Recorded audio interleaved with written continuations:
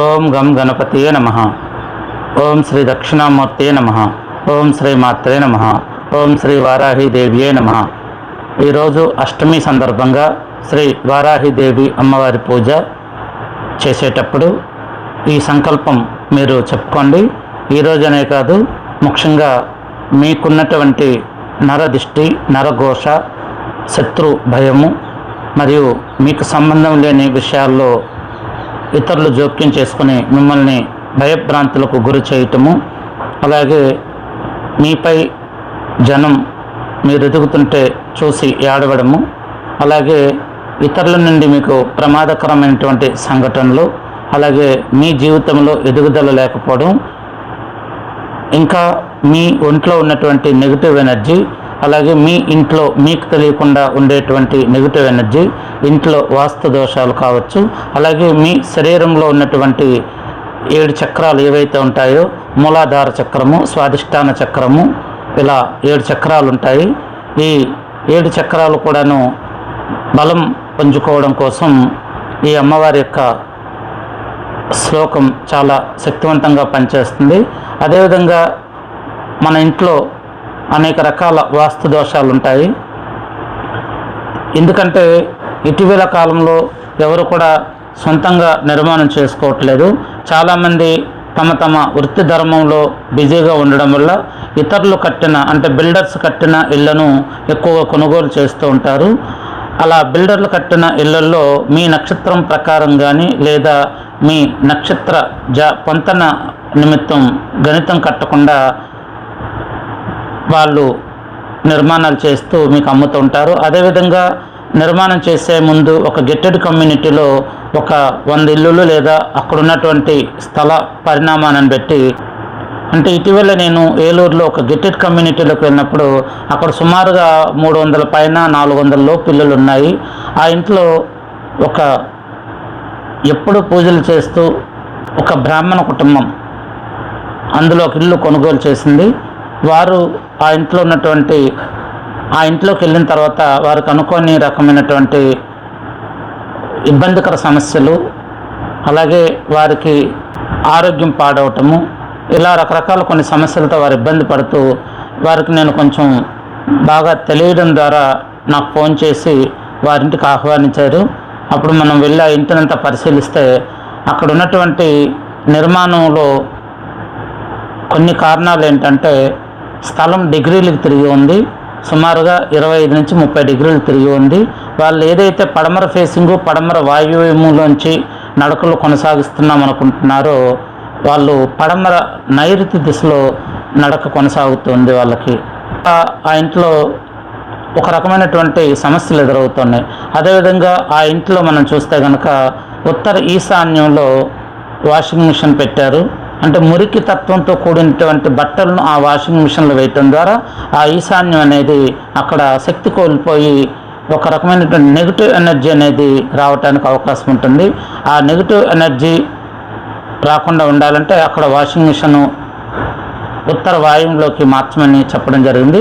లేదంటే తూర్పు ఆగ్నేయం వైపు ఒకవేళ ఖాళీ స్థలం ఉంటే ఇంటి మదర్ వాళ్ళకు ఆనుకోకుండా, అలాగే పారాఫిట్ వాళ్ళకి ఆనుకోకుండా స్థలం ఉంటే పెట్టుకోమని చెప్పడం. ఎందుకంటే వాషింగ్ మిషన్ అనేది అగ్నితత్వంతో కూడుకున్నది కాబట్టి ఇది వాయువులో కానీ లేదా ఆగ్నేయం, అంటే మళ్ళీ దక్షిణ ఆగ్నేయంలో ఉండకూడదు, తూర్పు ఆగ్నేయం లేదా ఉత్తర వాయువులో మాత్రమే ఉండడానికి అవకాశం ఉంటే చాలా వరకు చూసుకోండి. అలాగే ఆ ఇంట్లో అనేక రకాలైనటువంటి ఇతరుల ఫోటోలు ఎక్కువగా ఉన్నాయి. అవన్నీ నేను ఈ వీడియోలో చెప్పదలుచుకోలేదు. ఆ ఫోటోల వల్ల ఆ ఇంట్లో నెగిటివ్ ఎనర్జీ ఎక్కువగా ఫామ్ అవుతుంది. వీళ్ళు ఎన్ని పూజలు చేసినా కానీ, వీరు ఒక శివాలయంలో ఒక మంచి పూజారి, అలాగే వాళ్ళు ఎన్ని పూజలు చేస్తున్నా కానీ ఆ ఇంట్లో వాళ్ళకి ఎనర్జీ అంటే నేను ఆ ఇంట్లో అడుగు పెట్టగానే ఒక నెగిటివ్ ఎనర్జీ అనేది ఉంది అని నేను చెప్పడం జరిగింది. అలాగే బిల్డర్లు ఇల్లులు కట్టేటప్పుడు ఏంటంటే ప్రతి ఇంటికి ప్రహరీ వాళ్ళు అనేది సపరేట్గా కట్టరండి.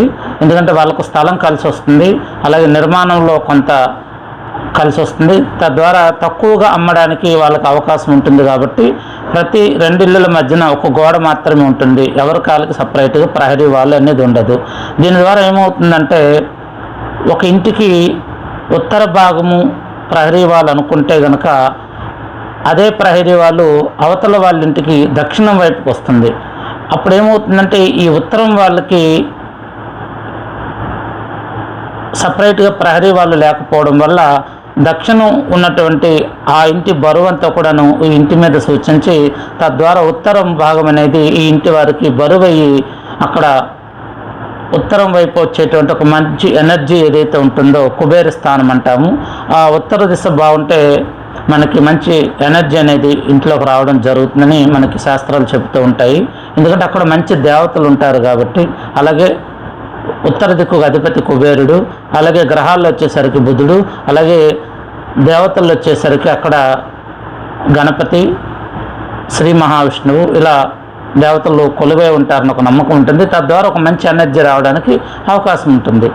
అందువల్ల ఇక్కడ ఉత్తరంలో దోషం ఏర్పడటం వల్ల ఆ ఇంటికి నెగిటివ్ ఎనర్జీ వస్తుంది. అలాగే ఉత్తర ఈశాన్యంలో వాషింగ్ మిషన్ ఒకటి, అలాగే ఉత్తర ఈశాన్యంలోని చీపుర్లు మరియు సామాన్లు తోమేటువంటి కొన్ని రకాల సబ్బులు యొక్క వస్తువులు, అలాగే వాషింగ్ మిషన్లో వాడేటువంటి లిక్విడ్స్ ఇలాంటివన్నీ కూడాను ఒక అరలాగా ఏర్పాటు చేసి ఉత్తర ఈశాన్యంలో పెట్టడం జరిగింది. అదేవిధంగా ఉత్తర ఈశాన్యంలో ఒక వాష్ బేసిన్ కూడా పెట్టారు.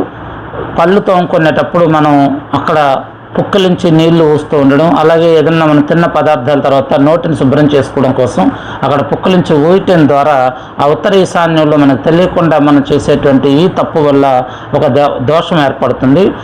తద్వారా మనకు అక్కడ ఉన్నటువంటి మంచి దేవతా లక్షణాలన్నీ కూడాను మనకి చెడు అంటే నెగిటివ్ ఎనర్జీగా మారుతుంది. ఎందుకంటే మనం చేసేటువంటి తెలియని ఈ తప్పుల వల్ల అక్కడ మంచి దేవతలు ఉండి మనకి మంచి లక్షణాలు ఇవ్వడానికి అవకాశం ఉండదు.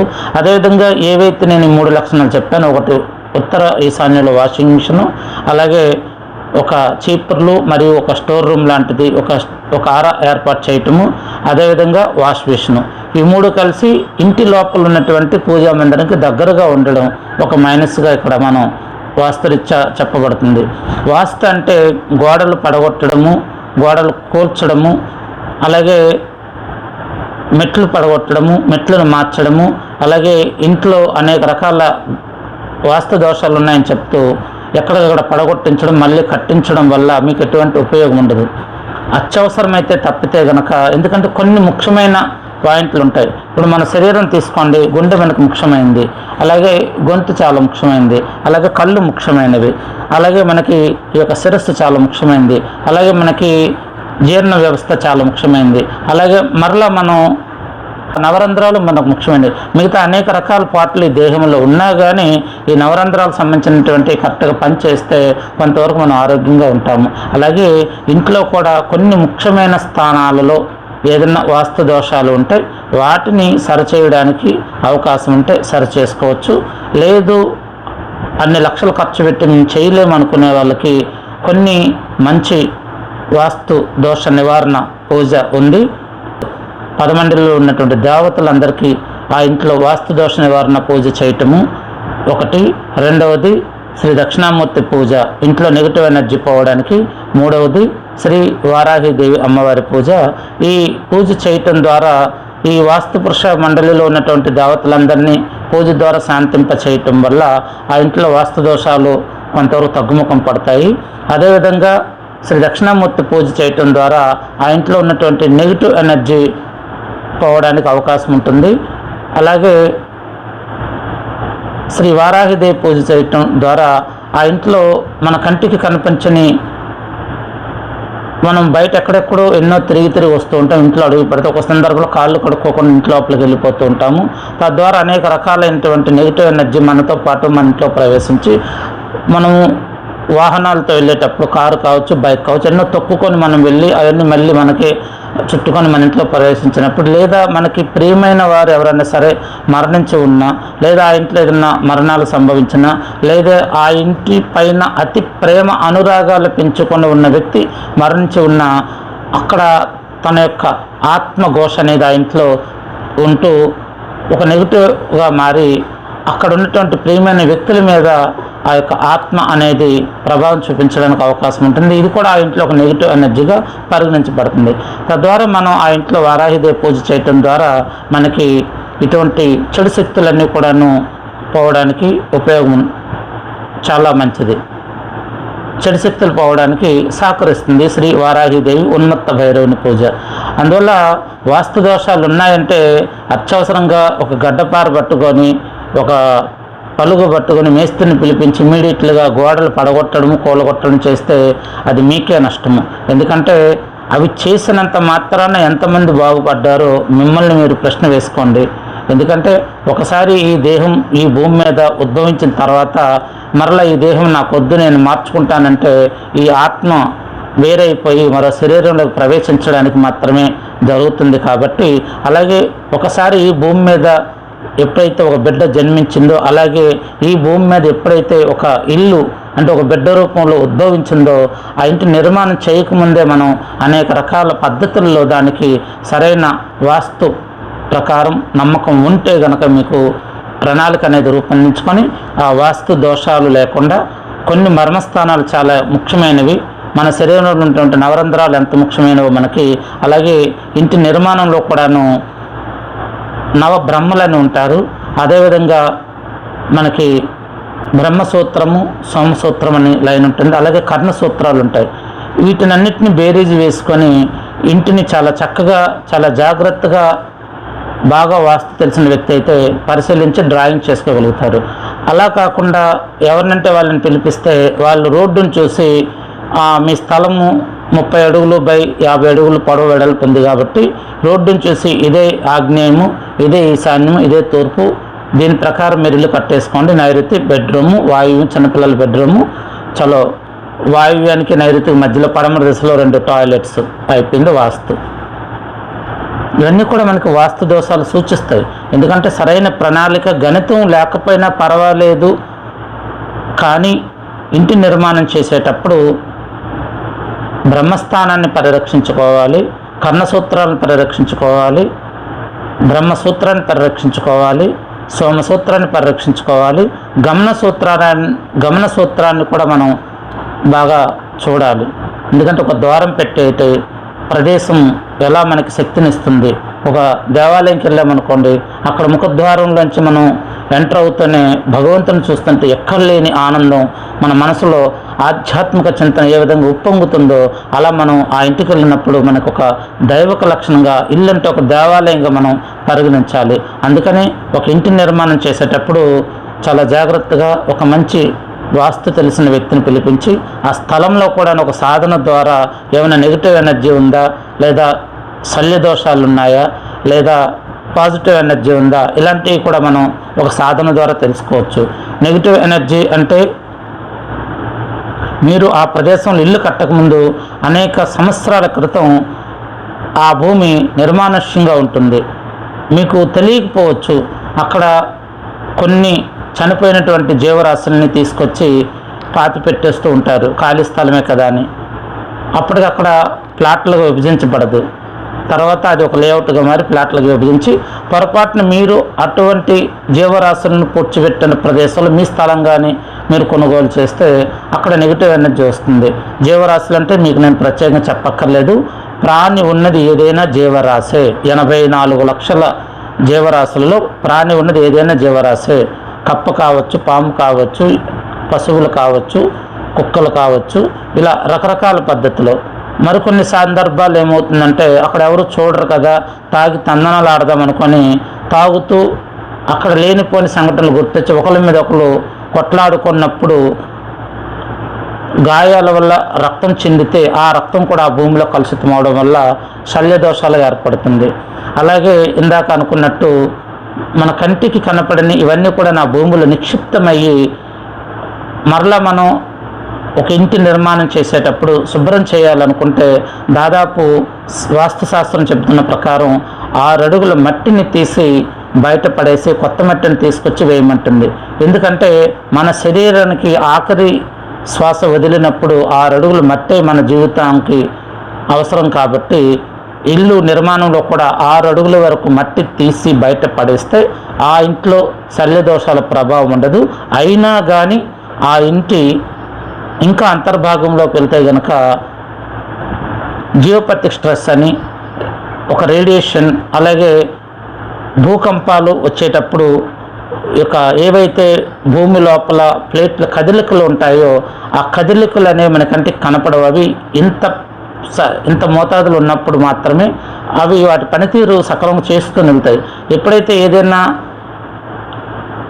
విపరీతమైన మంచికి వెళ్ళిన ప్రమాదమే విపరీతమైన చెడుకు వెళ్ళిన ప్రమాదం అంటారు కదా, ఆ విధంగా అక్కడ మనకి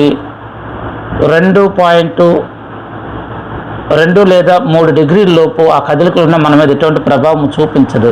అదే ప్రభావం ఒక 4-5 దాటితే కనుక మన ఇల్లు కదిలినట్టు, మన వస్తువులన్నీ కదులుతున్నట్టు, లేదా 6 నుంచి 7 పాయింట్లు అయితే భూకంపం రావటము, ఇల్లు కూలిపోవటం ఇలా జరిగే అవకాశం ఉంటుంది. ఇవన్నీ కూడా మనం ఆ ఇంటి నిర్మాణంలో బాగా క్షుణ్ణంగా పరిశీలన చేయవచ్చు. నెగిటివ్ ఎనర్జీ వేరు, శల్య దోషాలు వేరు. ఇందాక శల్య దోషాలంటే ఏ జీవరాశి అయినా కానీ అందులో నిక్షిప్తమైతే దానివల్ల ఇబ్బంది అవుతుంది. నెగిటివ్ ఎనర్జీ అంటే మనకంటే కనిపించని ఇంకా భూమి లోపల ఉన్నటువంటి జియోపతిక్ స్ట్రెస్ లాంటిది నెగిటివ్ ఎనర్జీ ఉండే అవకాశం ఉంటుంది.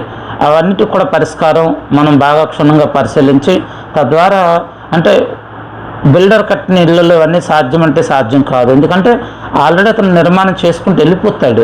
అతను వేసినటువంటి ఒక వెంచర్ మొత్తానికి ఒక ఈశాన్య మూల మాత్రమే అతను పూజ చేసి ప్రతి ఇంటికి అతను పూజ చేయడు. కాబట్టి అటువంటి బిల్డర్లు కట్టినటువంటి ఇల్లులు ఎవరైనా సరే కొనుక్కొని ఉంటే కనుక మీరు ఆ ఇంట్లో గృహప్రవేశం చేసేటప్పుడు కేవలం సత్యనారాయణ స్వామి వ్రతము వాస్తు పూజ చేస్తే సరిపోదు. అందుకు కొన్ని పద్ధతులు పాటించి మీరు ఆ పద్ధతులు పాటించిన తర్వాత ఆ గృహప్రవేశం రోజున సత్యనారాయణ స్వామి వ్రతము వాస్తుదోష నివారణ పూజ చేసుకుంటే మీకు మంచి లాభాలు ఉంటాయి. అలాగే ఆ భూమిలో ఉన్నటువంటి శల్య దోషాల ప్రభావం మీ మీద చూపించకుండా మిమ్మల్ని ప్రశాంతంగా ఉంచుతుంది. అలాగే ఇంట్లో ఉన్న వాళ్ళందరూ కూడాను చాలా చక్కగా అభివృద్ధి చెందడానికి అవకాశం ఉంటుంది. అదేంటనేది ఆల్రెడీ టైల్స్ వేసేసి ఉంటారు, అయినా కానీ ఎందుకన్నా మంచిది 1 feet by 1 feet tile cut చేసి డిగ్రీస్ ప్రకారం చెక్ చేసుకొని ఉత్తర ఈశాన్యం లేదా తూర్పు ఈశాన్యంలో శ్రీ మహామత్స్య యంత్రం అనే ఒకటి ఉంటుంది. అది కూడా పూజ షాపుల్లో దొరికేది. బలం ఉండదు. ఎందుకు బలం ఉండదంటే మిషన్స్ మీద ఎక్కువగా తయారు చేస్తూ ఆ యొక్క థిక్నెస్ అనేది చాలా పల్సగా ఉంటూ అది మిషన్ మీద ఎక్కువ తయారు చేస్తూ ఉంటారు. ఎందుకంటే తక్కువ రేట్లో అమ్మాలి. ఇవే మీకు చాలా దగ్గరలో యంత్రాల పేరుతో ఇస్తూ ఉంటారు, కానీ వాటికి ఒక జపం అనేది కానీ ఒక పూజ అనేది కానీ ఉండకపోవడం వల్ల ఆ యంత్రంలో శక్తి అనేది ఉండదు. ఆ యంత్రంలో శక్తి కావాలంటే చేతితో చెక్కినదే ఉండాలి. ఒక 50 లక్షలు లేదా ఒక 1 కోటి రూపాయలు లేదా ఒక 2 కోట్ల రూపాయలు మీరు ఒక బిల్డింగ్ కొనేటప్పుడు ఒక 10,000 రూపాయల లోపు ఉన్నటువంటి మహామత్స్య యంత్రాన్ని మీరు చేతితో చెక్కిన దాన్ని మీరు సంపాదించగలిగి విష్ణు దేవాలయాల్లో ఒక పవిత్రమైనటువంటి ఏకాదశి తిథి లేదా పంచమి తిథి లేదా ద్వాదశి ఇలా ముఖ్యమైన కొన్ని తిథులు ఉంటాయి. ఆ తిథుల్లో కనుక లేదా శనివారం రోజు విష్ణు దేవాలయాలు లేదా ఆదివారం శ్రీ సూర్యనారాయణ భగవాని దేవాలయంలో సీతారాముల దేవాలయంలో ఎక్కడైనా సరే ఈ యొక్క మహామత్స్య యంత్రాన్ని అభిషేకాలు చేయించి జపం చేయించి తర్వాత మీ ఇంటికి తీసుకొచ్చి పూజా మందిరంలో పెట్టి 41 రోజులు మీరు శ్రీ లక్ష్మీ భూ వరాహస్వామి అష్టోత్తర శతనామములతో పూజ చేసుకున్నా, లేదు లక్ష్మీనారాయణల పూజ చేసుకున్నా, లేదా దశావతార శ్లోకాలతో పూజ చేసుకున్నా మీకు ఆ యంత్రం బలం పుంజుకొని ఒక శక్తివంతమైనటువంటి యంత్రంగా తయారవుతుంది. ఆ యంత్రాన్ని ఒక మంచి రోజు చూసి చక్కని ఆ పూజ విధానం తెలిసినటువంటి ఒక బ్రాహ్మణుని పిలిపించి మీరు అక్కడ ఆ యంత్రస్థాపన చేసుకుంటే కనుక ఆ గృహప్రవేశం రోజున మీకు చాలా యోగకరంగా ఉంటుంది. తర్వాత మీరు సత్యనారాయణ స్వామి వ్రతము, గణపతి హోమము ఏ పూజ చేసుకుంటారో ఆ పూజని చేసుకోవచ్చు. ఈ బిల్డర్ కట్టిన ఇళ్ళల్లో కేవలం హడావిడిగా పడి అందరినీ పిలవాలి, అందరికీ గృహప్రవేశం చేసుకున్నటువంటి గొప్పతనం తెలియాలనే భ్రమలో ఉంటారు, కానీ మంచి చెడుని ఆలోచించకుండా కేవలం పైపైన తూతూ మంత్రంగా ఈ పూజలు చేసుకోవడం ద్వారా ఆ పూజ చేసుకోవడం చాలా మంచిదే. గణపతి హోమం కావచ్చు, సత్యనారాయణ స్వామి వ్రతం కావచ్చు, అలాగే శక్తి పూజ ఏదైనా సరే చేసుకోవచ్చు. కానీ మనం ఆ ఇంట్లో నిర్మలంగా ఉండలేము, 100% నిజాయితీగా ఉండలేము.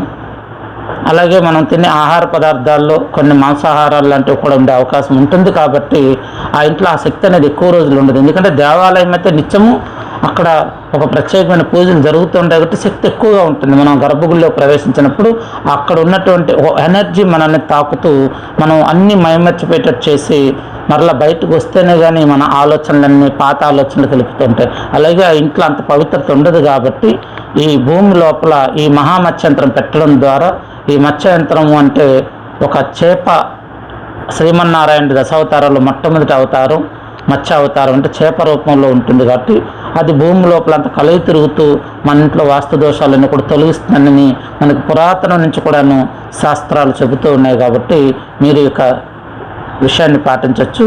ఇంకా కొన్ని సందర్భాల్లో దిశల్లో పిల్లర్స్ పడుతూ ఉంటాయి.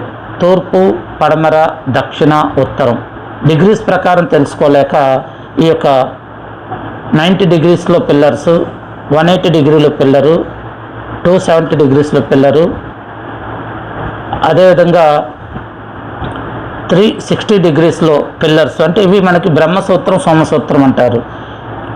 వీటిని కరెక్ట్గా ఆ డిగ్రీస్లో రాకుండా చూసుకోవాలి. ఇక ఈశాన్యంలో పిల్లరు, ఆగ్నేయంలో పిల్లరు, వాయువులో పిల్లరు, నైరుతుల పిల్లరు అంటే అది ప్రకృతి సహజ సిద్ధంగా మనం నివసించడానికి ఏర్పరచినటువంటిది. కాబట్టి మన చేతిలో ఉన్నది ఏంటంటే దిశలను గుర్తించి పక్కకు జరుపుకోవడానికి మాత్రం అవకాశం ఉంటుంది. కాబట్టి ఇటువంటి బ్రహ్మసూత్రం, సోమసూత్రం కలిగిన ప్రదేశాల్లో కూడా ఇందాక నేను చెప్పిన డిగ్రీస్లో పిల్లర్స్ రాకుండా తగిన జాగ్రత్తలు తీసుకోవాలి. ముఖ్యంగా టాయిలెట్లు అనేవి కూడాను డిగ్రీస్ ప్రకారం చాలా జాగ్రత్తగా ప్లాన్ చేసుకోవాలి. ఎందుకంటే డిగ్రీస్ తిరిగినప్పుడు కరెక్ట్గా ఉత్తరంలో టాయిలెట్స్ వస్తాయి.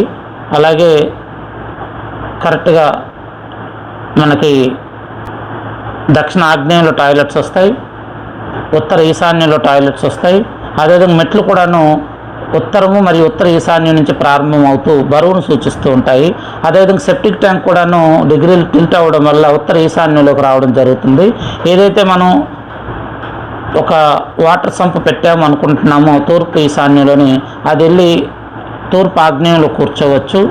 ఇలా రకరకాల పద్ధతిలో డిగ్రీస్ని మనం చెక్ చేసిన తర్వాత ఒక మంచి కంపాస్ పట్టుకోవాలి. మిలిటరీ కంపాస్ లేదంటే వేరే కంపాస్ ఉంటాయి.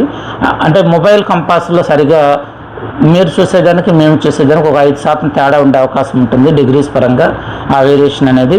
కాబట్టి మొబైల్లో కూడా కంపాస్తో చెక్ చేసుకోవచ్చు, కొంతవరకు మీకు పరిజ్ఞానం అనేది వస్తుంది.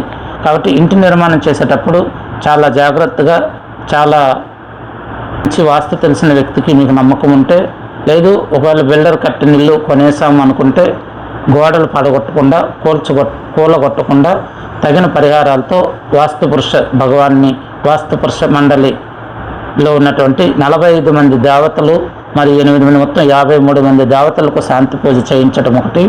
అదేవిధంగా దక్షిణామూర్తి పూజ, మూడవది శ్రీ వారాహిదేవి పూజ చేయటం ద్వారా ఆ ఇంట్లో వాస్తు దోషాలు తొలుగుతాయి. పొరపాటును కూడా మీ ఇంటికి వచ్చినటువంటి వాస్తు సిద్ధాంతి ఇక్కడ వాస్తు దోషాలు ఉన్నాయి, ఇవన్నీ పడగొట్టండి, పగలగొట్టండి, మార్చండి, అప్పుడే మీ తలరాతలు మారుతాయంటే ఎంతమంది తలరాతలు మారే మీరు ప్రశ్నించండి. ఎందుకంటే 100 మందిలో ఒక 2 ముగ్గురుకో వాస్తు దోషాల వల్ల మారకపోయినా వాళ్ళ జాతకంలో ఉన్నటువంటి గ్రహస్థితి, చెడు గ్రహస్థితి జరుగుతున్నప్పుడు కూడాను ఇంట్లో ఎక్కువ మనకి సమస్యలు వచ్చే అవకాశం ఉంటుంది. ఆ జాతకుడికి ఏమైతే ఒక లగ్నం ఉంటుందో ఆ లగ్నానికి వ్యతిరేక గ్రహాలు మహర్దశ వచ్చినప్పుడు ఆ వ్యక్తికి ఆ యొక్క మహర్దశ వ్యతిరేక గ్రహమైనప్పుడు ఆ వ్యతిరేక గ్రహం ఇచ్చేటువంటి ఫలాలు శుభమైతే శుభ ఫలితాలు వస్తాయి, చెడు అయితే చెడు ఫలితాలు వస్తాయి. కొందరికి మనం తీసుకుంటే కనుక గురుపాలిత లగ్నాల వాళ్ళకు శని, రాహువు అలాగే శుక్రుడు కొంచెం వ్యతిరేకంగా ఉండే అవకాశం ఉంటుంది. కాబట్టి వీళ్లకు ఏలినాటి శని, అష్టమ శని, అర్ధాష్టమ శని, అలాగే రాహు మహర్దశ, శుక్ర మహర్దశ ఇటువంటివి వచ్చేటప్పుడు వాళ్ళకి చాలా విపరీతమైనటువంటి చెడు జరిగే అవకాశం ఉంటుంది. అంటే అన్నీ కోల్పోతూ ఉండడం, సహనం కోల్పోవడం, వ్యాపారంలో నష్టాలు రావటం, మంచి ఆలోచన లేకపోవడం, మానసిక ఒత్తిడి పెరగడం, అలాగే ఏ పనులు అనుకున్నా కానీ జరగకపోవడం, ఇంట్లో శుభకార్యాలకు ఆటంకాలు ఏర్పడటం, ఇలాంటివన్నీ ఎన్నో రకాల పద్ధతుల్లో మనం జాతకాన్ని కూడా పరిశీలించాలి. అంతేగాని కేవలం ఇల్లు బాగాలేదు, వాస్తు బాగాలేదు, పగలగొడతాం, కూలగొడతామంటే, నేను అనేక మంది ఇళ్లల్లో వాస్తుదోష నివారణ పూజ చేశాను. అనేక స్కూల్స్, కాలేజీల్లో కూడా వాస్తుదోష నివారణ పూజ చేశాను. ఎక్కడ కూడా ఒక గోడ పగలగొట్టకుండా, ఒక చిన్న టాయిలెట్స్ ఉంటే మాత్రం ఖచ్చితంగా మార్పిస్తాను. ఈశాన్యంలో టాయిలెట్స్ ఉంటే ఖచ్చితంగా మార్పిస్తాను, అందులో సందేహం లేదు. మిగతా ఏది ఉన్నా కానీ, లిఫ్ట్ వచ్చినా సరే దానికి తగ్గ పరిహారం మనం చేసుకొని, ఆ భగవంతుని వేడుకొని, మన జాతకాన్ని కూడా పరిశీలించి ఆ గ్రహదోష నివారణ పూజ ఇవన్నీ చేసుకుంటే మనకి వాస్తు దోషాలు ఏమాత్రం మన మీద పనిచేయవు. ఎందుకంటే మనిషి జీవితంలో నేను అనేకసార్లు చెప్పేదే మళ్ళీ చెప్తున్నాను, వాస్తు దోషాలు ఏమన్నా ఉంటే కనుక 25% మనిషి మీద ప్రభావం చూపిస్తాయి, 40% గ్రహ దోషాలు ప్రభావం చూపిస్తాయి. మిగతా 35 లేదా 40% మనం ఈ జన్మ ఎత్తిన తర్వాత చేసేటువంటి కర్మ, అంటే పాపము ఏదైతే ఉంటుందో అది మనల్ని వెంటాడుతూ ఈ జన్మలోనే దాన్ని అనుభవించేటట్టు కర్మ రూపంలో, బాల్యంలో కావచ్చు, బాల్యం అంటే పర్వాలేదు, పెద్దగా మనకు తెలియని వయసు కాబట్టి మన మీద పెద్ద ఎఫెక్ట్ ఉండదు. మనకు ఊహ తెలిసిందంటే ఒక 15 సంవత్సరాలు దాటిన తర్వాత మనం చేసే ప్రతి పనిని అది ఒక పాపంగా పరిగణిస్తూ, మంచిదైతే మంచి తీసుకుంటుంది విశ్వము పంచభూతాల సాక్షిగా. మనం చెడు పనులు చేస్తే మనకి చెడు లక్షణాలు ఎప్పుడు ఇస్తాయంటే 50 ఏళ్ళ వయసు తర్వాత మనకి ఆ యొక్క కర్మ అనేది, అప్పుడు చెడు గ్రహాలు వచ్చినప్పుడు, చెడు గ్రహాల మహర్దశ నడుస్తున్నప్పుడు ఆ కర్మఫలం అనేది మనం అనుభవించవలసి వస్తుంది. ఇదే కాకుండా మన తండ్రులు లేదా ముత్తాతలు చేసినటువంటి కర్మ ఏదైనా ఉన్నా కానీ మనం ఈ జన్మలో దాన్ని కూడా అనుభవించవలసి వస్తుంది. ఎందుకంటే వాళ్ళ ఆస్తులు ఎలా అయితే మనం పంచుకుంటామో, వాళ్ళు చేసినటువంటి పాప పుణ్యాలు కూడా మనం పంచుకోవడానికి అవకాశం ఉంటుంది. కాబట్టి వాస్తు దోషాల మీద ఎక్కువ దృష్టి పెట్టకుండా ఒక చక్కని సాధన ద్వారా మీకు మీరే మీ సమస్యల్ని అధిగమించడానికి చాలా వరకు అవకాశం ఉంది. అంతేగాని నాలాంటి వాస్తు తెలిసిన వాళ్ళందరికీ పిలిపించి వేల రూపాయల ఫీజులు ఇచ్చుకొని మరలా మేము చెప్పేటువంటి గోడలు పగలగొట్టి కూలగొట్టి మళ్ళీ లక్షల రూపాయల అప్పులు చేసుకొని మీ వాస్తు దోష నివారణ చేసినంత మాత్రాన, ఇందాక చెప్పాను కదా, 100లో 4-5 మాత్రమే అవకాశం ఉంటుంది. ఎందుకంటే వాళ్ళకి ఆ సమయంలో చెడు గ్రహాల మహర్దశ అనేది అయిపోయి మంచి గ్రహాల మహర్దశ వచ్చినప్పుడు వీళ్ళల్లో కూడా మార్పు అనేది రావడానికి అవకాశం ఉంటుంది. ఎందుకంటే అప్పుడు ఈయన కొన్ని ఆధ్యాత్మికమైనటువంటి లక్షణాలతో ఉంటాడు కాబట్టి చెడు గ్రహాల దోషం అనేది పోతుంది. ఓం గం గణపతియే నమః.